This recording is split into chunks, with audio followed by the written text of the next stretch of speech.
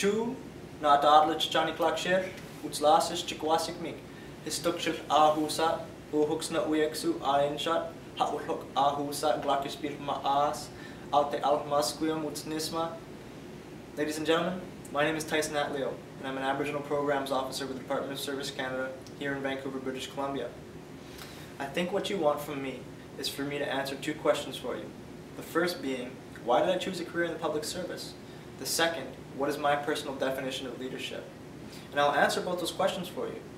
But in order for you to understand my answer, I think that you must get to know a little bit more about my personal history and background. So I'll invite you on the journey of understanding. Chu, auna, kleko. I was speaking my language earlier, Nuchanolf.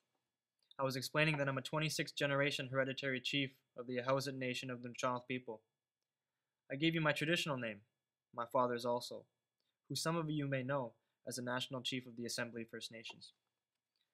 I was raised as a Hatwar, or chief, to respect Heshagish Stawak, the Nuchanolf worldview meaning everything is one. Family, mothers, sister, grandparents, uncles, aunties, community. A Hatwar is raised to support his community, to raise up the youth and empower them, to be a leader, not in a conventional sense, but to be humble and support your people tirelessly, following the 4 pillars of Nuchanolf teachings. Isak, respect one another. Hopistar, help one another. Hahopstar, teach one another. Yaakstar, care for one another.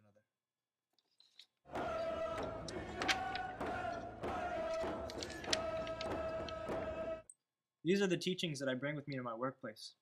Having at times been criticized for choosing a career in the public service, as a Hatwar, I recognize the need for First Nations representation in the public service. I'm here as a student to bring teachings back to my community, but I'm also here as a teacher.